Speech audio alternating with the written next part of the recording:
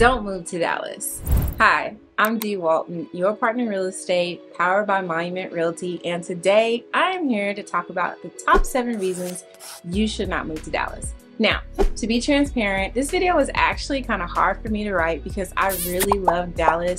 I've lived here now for over 15 plus years, but every state and city has its pros and cons, so I wanted to make sure to cover a few of the cons in this video. Number 1, the weather. So the weather in Dallas is crazy. The climate in Dallas is considered to be humid, subtropical, and so if you're looking for 4 seasons, you're not going to get it here in Dallas. Summers are hot, and on average, there's about 18 days out of the year with 100+ degree weather. So summers, we've actually seen 50+ days of 100-degree weather.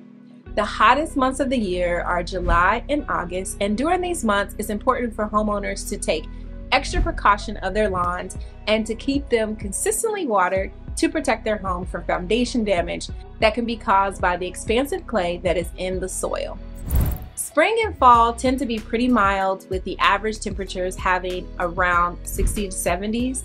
May is the wettest month for Dallas area, averaging 4.92 inches of rain, but even with the mild weather, Dallas is known to have some pretty severe thunderstorms, ice storms, and even a little snow. But when we do have inclement weather, you rarely see it stick around for more than 3 or 4 days at a time, and Dallas does include some tornadoes from time to time. Texas ranks 11th among the 50 states in the density of tornadoes due to its size, with an average of 5.7 tornadoes per 10,000 square miles per year during this period. Reason number 2 not to move to Dallas is there are no oceans or no mountains. Dallas is flat and there is not a major body of water near. The Dallas area is the largest metropolitan area in the nation not to have a navigable body of water, according to Visit Dallas. So if you're looking to lay out on the beach or hike in a mountain during your weekends, Dallas is not the place for you. Reason number 3 not to move to Dallas is because Dallas is huge. It is the 4th most populous metropolitan area in the United States, ranking just below New York, LA, and Chicago. DFW is massive and very spread out. I'm literally telling most of my clients this when they call, explaining how large it is. It covers about 9,000 miles and includes over 200+ cities. According to the 2020 U.S. Census, the population in DFW was over 7.6 million. The population growth and the continued expansion of the suburban cities can make navigating the Metroplex really challenging. Because the Metroplex is so very big, Dallas is very car dependent as well. If you live in a suburb and you're going anywhere that is not in your area, it is a guaranteed 30-minute drive at least. Which leads me into reason number 4 not to move to Dallas: the poor public transportation system. Now, I talked a little bit about this in my pros and cons of living in Dallas. DART, which is the Dallas Area Rapid Transit System, is not really strategically located and has lots of routes focused on funneling people to downtown. The bus service does not meet resident needs, and you often have to take 2 or 3 transfers just to reach your destination. DART also has infrequent service during the midday or late night hours, so you have to kind of strategically plan your travel, or you could run into some complications getting from where you're trying to go. DART can also be tough to navigate.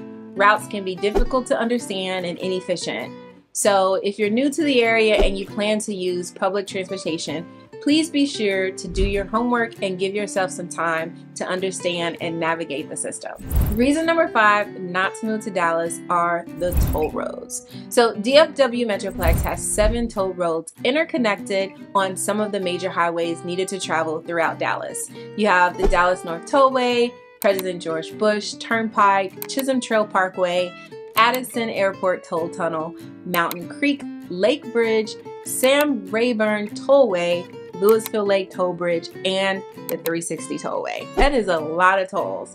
The toll rate is on average about 20 cents per mile, and if you don't have a toll pass, you will pay 50% more. So you can try to navigate the DFW without getting on the tolls, but let's be honest, that is actually very problematic and will take you a long time to reach your destination. I've attempted not to take the toll roads for about 3 months or so when I first moved here, but that did not last long as there was a much more convenience in taking them. Also, even though there is a cost and there is much more convenience than taking the toll roads are still congested and have traffic during peak hours. So you have the option of getting a toll tag or changing the settings on your GPS to avoid them altogether, but either way, this is definitely a con for me. So reason number 6 is actually one of the biggest cons of living in Dallas. It's the traffic. Dallas is ranked 7th in the US for worst traffic. The city is very spread out, which means that residents will endure longer commute times. Even with the influx of remote workers, the Dallas traffic hasn't really changed much.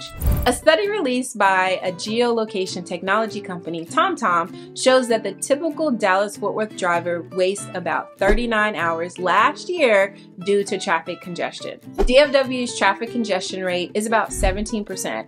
This means that the average travel time in jam-packed traffic were 17% longer than they were without traffic. The study also reported that the average travel time increased by 30 minutes a day.